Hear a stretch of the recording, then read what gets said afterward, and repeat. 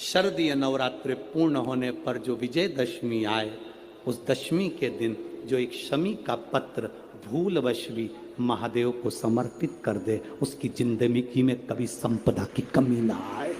एक शमी का पत्र, एक शमी का पत्ता 14 करोड़ सोने की मुद्रा से प्रबल है। एक शमी का पत्र।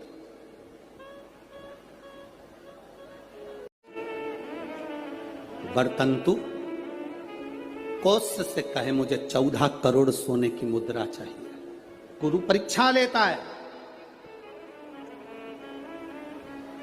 गुरु परीक्षा की घड़ी में ऐसा सामने आता है कि परीक्षा लेने लगता है।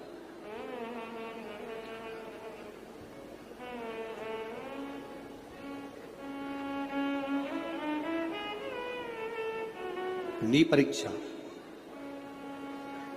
14 करोड़ सोने की मुद्रा। कौत्स गया, तुरंत राजा रघु के पास। राजा रघु से कहा, महाराज 14 करोड़ सोने की मुद्रा मेरे गुरु जी को देना है, मैं ब्राह्मण का बालक हूं, आप दे दो। राजा रघु ने कहा 14 करोड़ सोने की मुद्रा देने के लिए मना नहीं, पर मैंने अभी यज्ञ करा था, उस यज्ञ में मैंने सोने की मुद्रा सब संतों को, ब्राह्मण जन को बांटी है। मेरे पास में इतनी मुद्रा नहीं, थोड़ी बहुत निकल जाएगी, 1 करोड़ दे दूंगा, 14 करोड़ कहां से लाऊं? राजा रघु ने कहा, पर ब्राह्मण मेरे दरवाजे से खाली ना जाए, रुकिए, मैं इंद्र पर आक्रमण करता हूं। गुरु गुरु है, इंद्र पर आक्रमण करता हूं। राजा रघु ने इंद्र पर सेना तैयार कर आक्रमण करना प्रारंभ करा। इंद्र का सिंहासन डोलने लगा। इंद्र दौड़ते दौड़ते भगवान ब्रह्मदेव के पास में गए। राजा रघु इंद्र पर आक्रमण कर रहे हैं, इंद्रलोक पर आ रहे हैं, क्या करा जाए? एक बच्चे को 14 करोड़ सोने की मुद्रा चाहिए, गुरु ने मांगी है, इसीलिए लेकर जा रहा है। उसको 14 करोड़ स्वर्ण मुद्रा, हाँ 14 करोड़, हाँ क्या करें? इंद्र से कहा, राजा रघु यहां पर आए स्वर्ण मुद्रा लेने के लिए, आप कुबेर को बुलाओ और कुबेर से कहो कि तू जाकर 14 करोड़ सोने की मुद्रा दे दे। कुबेर को बुलाया। कुबेर शमी का एक पत्ता तोड़ा। शमी का एक पत्ता कुबेर ने तोड़ा और पृथ्वी पर आकर शमी के पत्ते को तोड़कर कौत्स को दे दिया। कौत्स, ये शमी का पत्ता ले। कौत्स ने कहा, मुझे 14 करोड़ स्वर्ण मुद्रा चाहिए, ये पत्ते का क्या करूंगा? 14 करोड़ मुझे स्वर्ण मुद्रा चाहिए, इस पत्ते का क्या करूंगा? तब कुबेर ने जो पत्ता दिया और कौत्स से कहा कि यह बर्तन तू महर्षि को ले जाकर दे देना, वह महर्षि समझ जाएंगे इस पत्ते में क्या है। बर्तन तू महर्षि के पास में एक शमी का पत्ता ले जाकर कौत्स ने दिया।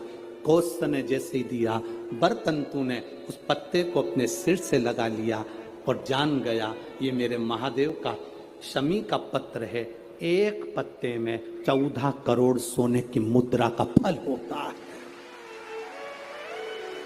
14 करोड़ सोने की मुद्रा का फल एक शमी के पत्ते में होता है।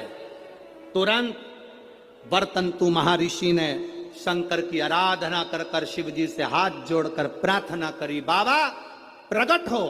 देवादिदेव महादेव प्रकट होकर कहते हैं, बर्तंतु मांगो तुम्हें क्या चाहिए? बर्तंतु कहते हैं, बाबा शरदीय नवरात्रि पूर्ण होने पर जो विजयदशमी आए, उस दशमी के दिन जो एक शमी का पत्र भूलवश भी महादेव को समर्पित कर दे, उसकी जिंदगी में कभी संपदा की कमी ना आए। एक शमी का पत्र, एक शमी का पत्ता 14 करोड़ सोने की मुद्रा से प्रबल है। एक शमी का पत्र। आज भी कई जगह पर विजयदशमी के दिन, कई स्थानों पर विजयदशमी के दिन शमी पत्ते का लेन देन होता है। शमी के यहाँ होता है कि नहीं होता हमको स्मरण नहीं है, महाराष्ट्र में तो, पर कई जगह पर होता है। यहाँ पर भी शमी का जो पत्र होता है, विजयदशमी के दिन लोग देकर उसको प्रणाम करते हैं, माता पिता को नमन करते हैं। क्यों? आप अपने बच्चे हो, आपसे पूछेंगे, आपकी औलाद आपसे पूछेगी, आपके आने वाली पीढ़ी आपसे पूछेगी, माँ ये कौन सा नाटक बनाकर रखा है तुम लोगों ने? समी का पत्ता दे, समी का पत्ता ले, मिलने जाओ तो समी का पत्ता क्यों लिया दिया जाता है? बच्चे पूछेंगे, आज की पीढ़ी बहुत प्रश्न करती है, उसको उत्तर देना पड़ेगा कि एक पत्ते में 14 करोड़ स्वर्ण मुद्रा का फल होता है। एक शमी के पत्र में आज के बच्चे जो प्रश्न करेंगे उसका उत्तर देने के लिए तुम्हें तैयार रहना पड़ेगा। उस उत्तर को तुम्हें देना पड़ेगा कि ये शमी का पत्र विजयदशमी पर क्यों लेन देन किया जाता है, शमी का पत्र क्यों शिव के मंदिर में जाता है, शमी के पत्र की मूलता क्यों होती है, इसको समझाना। एक शमी पत्र में वो फल है। और केवल यही नहीं, शमी के वृक्ष के नीचे, बेलपत्री के वृक्ष के नीचे अगर भूल से भी बच्चा, बूढ़ा, कोई व्यक्ति एक पार्थिव शिवलिंग का निर्माण कर लेता है, भूलवश भी उस पे जल समर्पित कर देता है, भूलवश भी उसके भाव से पुष्प या शमी पत्र या बेलपत्र भी चढ़ा देता है, तो वो इस संसार में कहीं ना कहीं सुख भोगता ही है, उसके जीवन में दुख नहीं। शमी पत्र की मूलता,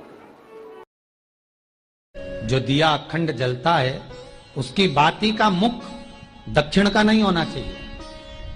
अगर आपने देवी भागवत का स्मरण कराओ, देवी भागवत को अगर सुना हो, तो देवी भागवत में स्पष्ट किया गया कि पूर्व की ओर मुख करा हुआ दिया, अर्थात पूर्व की ओर ज्योत जो जलाई जाती है वो संपदा की वृद्धि करती है। पश्चिम की ओर मुख कर कर जो ज्योत लगाई जाती है महाराज, वो वैभव को देती है।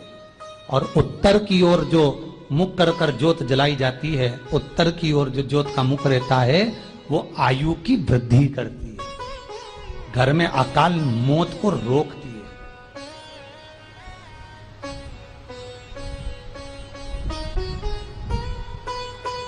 यात्रे का जो भाव तत्व है उसको भी अच्छे से समझ लेना। दक्षिण की ओर ज्योत ना लगाएं। अगर आपको लगाना है पूरब की लगाएं, पश्चिम की लगाएं या उत्तर की लगाएं। और जितने दिन महारानी जगदम्बा जगतधात्री दुर्गा भवानी, अब की बार माता जी घोड़े पर आई है। हर बार देवी बदल बदल के आती है, इस बार जो नवरात्रे आए वो घोड़े के आए। तो घोड़े पर जो देवी जी आती है वो समृद्धि को देने वाली आती है, लक्ष्मी की वृद्धि करने वाली आती है। जैसी घोड़े की रफ्तार होती है उस रफ्तार से लक्ष्मी घर में आती है। कमाई के स्रोत रोक दिए, धन रोक दिया, चिंता मत करना। मेरी मां जगत जननी दुर्गा भवानी अब की बार घोड़े पर आई है, साल भर में इतना धन दे देगी कि आपने पीछे के 4 साल में नहीं कमाया होगा, इतनी मेरी मां भंडार भर देगी। ये घोड़े पर आई है, कोई साधारण नहीं हो सकता।